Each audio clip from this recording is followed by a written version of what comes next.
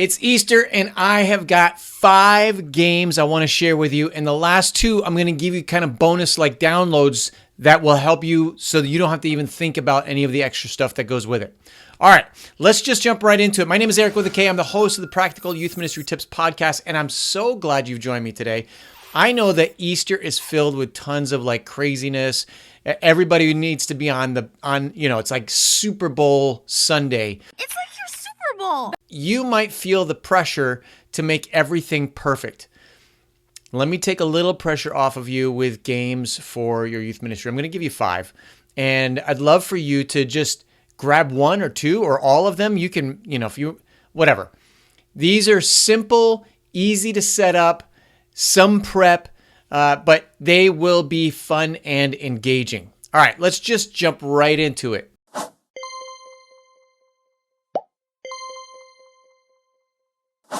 The first game is Resurrection Balloon Pop. Great name, right?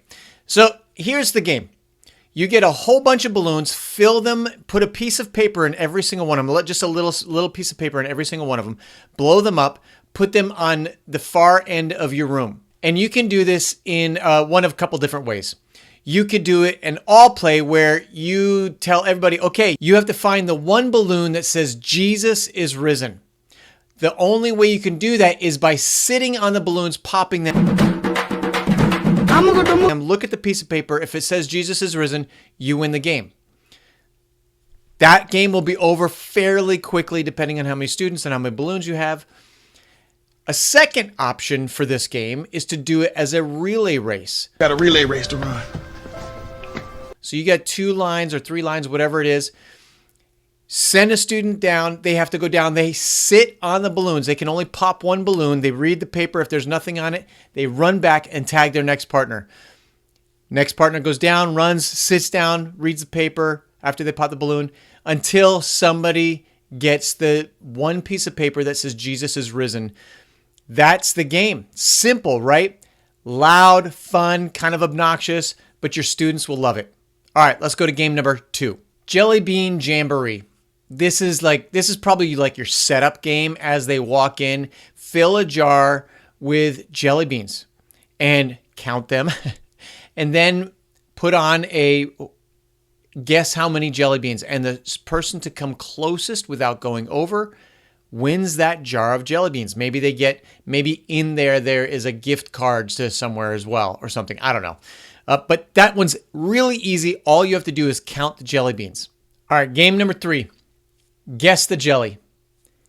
This is simple, and I've got 2 different ways you could play this game.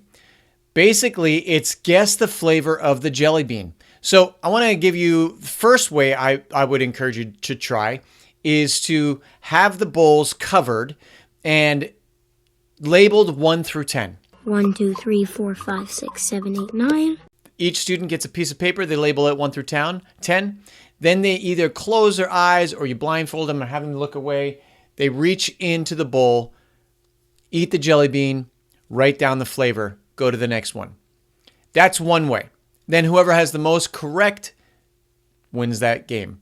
The other way you could do it is in teams where they run up in like kind of a relay race fashion. They run up, reach in, either blindfolded or eyes closed, reach in, taste it, and first student to say the correct flavor wins that round or wins points or whatever. Run back, tag their partner, the next 2 come up or 3 or whatever, and they do the same thing with the next flavor. Make sure that they have the same flavor. So it's a good idea to label your flavors, put them in bowls or whatever, so they are all the same, and they're not going, oh, I've got licorice and I've got juicy pear, whatever. So you want to make sure you've got them labeled. Whoever's running the game or whoever's holding the bowl of jelly beans needs to make sure they know that they have all the same jelly beans in that bowl. The extra added addition, which you've probably done something like this, is add those Birdie Bot beans, right? You know, the Harry Potter ones, the ones that have the gross flavors like vomit and toothpaste and earwax and soap and just worms, whatever. Just nasty. So do like every other one, or maybe say half of the ones that are in here are going to be Birdie Bot ones. You never know. Or you put the same ones in there, and hopefully they don't get earwax, they get marshmallow or whatever. But you can add those in. It's always a delight as a viewer to watch others eat those gross flavors and then still have them try to guess what the flavor is. All right, that's Guess the Jelly. All right, game number 4, Sketch and Seek Easter Edition. It's basically Pictionary with Easter words or phrases. So you can do this again. There's different ways you could do this. You can have one person drawing, and the first person to get it wins a point. Or you can do it with teams, break it up half the room with one person drawing, the other half with another person drawing, or 4 corners, small groups, however you want to break it up. I'm going to include in a link in the description below, I'm going to include a PDF that has all the rules for all the games, including 20 phrases for you, 20 Easter phrases that have already come together, so you don't have to go figure out the phrases. It's already right there. All right, that's game number 4. And then game number 5, final game, is the Easter message decoder. This is a fun little game. You're using a cipher. This is a Caesar cipher, and I'm going to include this in the PDF as well. There are ciphers here I can't read.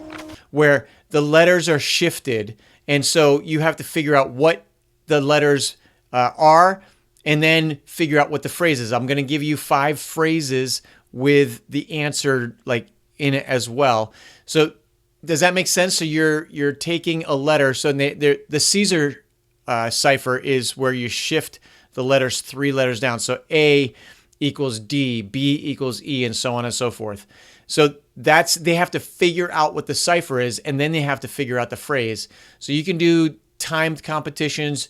You can do it so everybody gets it, and let's see who's the first one to finish. How many did you get right? That kind of thing. How many did you get in 3 minutes? So lots of different ways you can play that, but I'm going to include the cipher in there as well as your phrases. That's 5 fun Easter games that will get you going, will set you up to win. Enjoy them, have fun with them. Hey, if this was helpful to you, would you click the share button and send it on to somebody else? Let them know about the channel, let them know about these games.